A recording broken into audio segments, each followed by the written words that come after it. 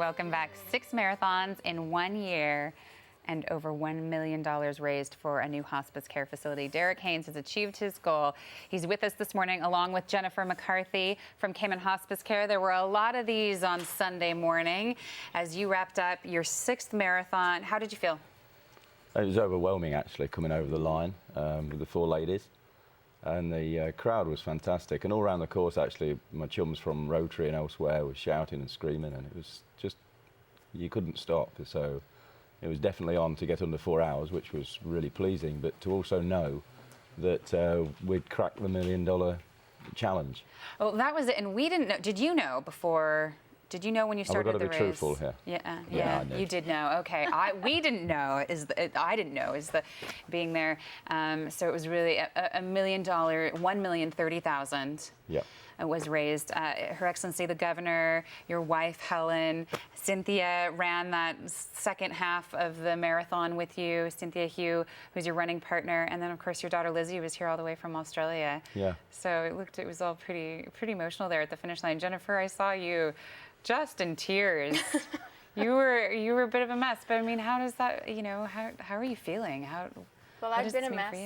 If we're telling the truth, I've been a mess since Friday when Derek called and said we hit the mark. Yeah. And I think, I've been with hospice for 12 years, and part of it has the sort of the dream of a building, but never knowing we could never do it. And then really seeing the impact of, Derek hates this, but there isn't really anyone else in our community that could have done this, from years in the police, from years of involvement with rugby, from respect to the community, from Rotary, like really pulling so many sectors of the community together and rallying the support. It's just been incredible. It makes me speechless. So literally I was a mess from Friday, and I was trying really hard to pull it together, but Derek thought I was crying because he was so sweaty. But no, it's an amazing accomplishment for hospice care, and it just proves, again, what we've been saying for years, that the Cayman community is an extraordinarily generous community when it's not just funding, but it's in kind, and how can I help? And you see the photos and the footage of the race and people running behind him with signs and people waiting at the end, and our whole hospice care team was there. And it's just something bigger than words, and it was really amazing to be part of. This has been the highlight. It doesn't seem that long ago Derek came to my office and said, I have an idea, and that seems like a really short time ago, but it has been an amazing journey. We talk almost every day, with traveling and everything, just kind of communicating and continuing to motivate each other that this is totally possible, and it's been a dream. How does the building change what you're able to do?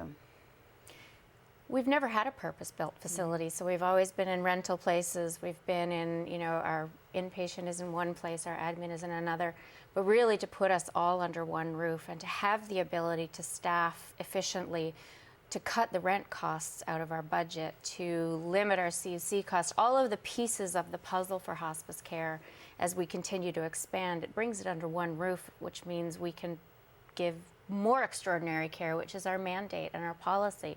So it just gives us more room to grow effectively. And the other thing that I think this campaign has really done is raise awareness about hospice care, Derek. Yeah. You've been, as part of your fundraising, it gave you that opportunity to explain what it is and how it helps families. Yeah, it does. And one of the trips I did was just down to Cayman Prep School to talk to the Children's Assembly. And the questions were coming in from the floor there, and you're quite right, I think, and Jennifer's made mention of it in the press, that the awareness now in all of the Cayman society is greatly enhanced as a consequence. So that is a good thing.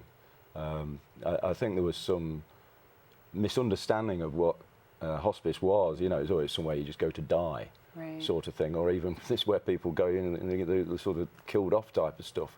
Right. And I think that's been completely knocked into touch now, and people do understand that it's a vital part of life.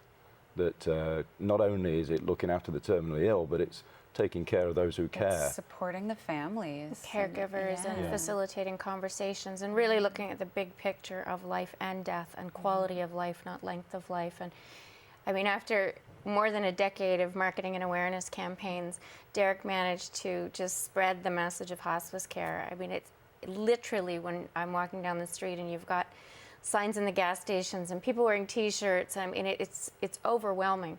We could not have done what has happened in this time frame on our own. So it's just pushed us right to the forefront of something that is so crucial and so important to Cayman, to all society. We really believe hospice is an amazing philosophy. And sometimes it's hard to think about, children or younger people being terminal, but they are, you sort of think about, and so when you think about helping a family through that time of losing a child, or, it would have to be the most difficult time in a family's life. I can't even begin to imagine, but to have that support, to help them through that time, because it's the medical support, but it's the emotional support and the psychological support. And people always assume hospice is for the elderly, but we recently had two very difficult cases that were pediatric, and that was a big surprise to people, that we do take care of children. We have, unfortunately, some people in their 40s and 50s right now, and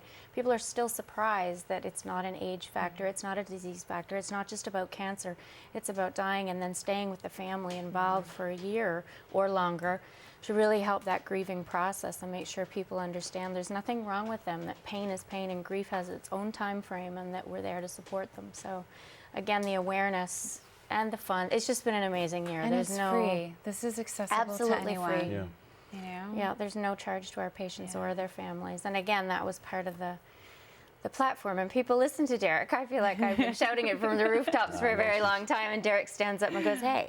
Yeah, I mean, it is important as well for the the people who are doing the caring. We've all seen people who are in stressful situations actually become ill or die before the person that you're dealing with who's terminally ill, just as a result of that stress. Wow. And well, we saw after Ivan the amount of people who died as a result of the stress. So, an organisation that Jennifer's working for and doing such a great job sort of prevents that.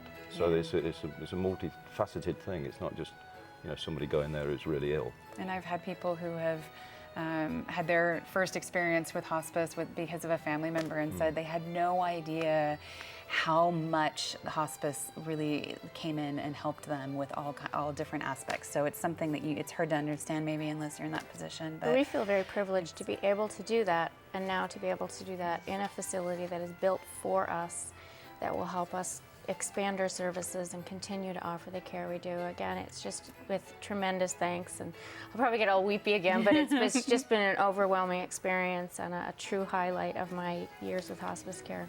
Yeah, no weeping on the shirt, it's a clean one on.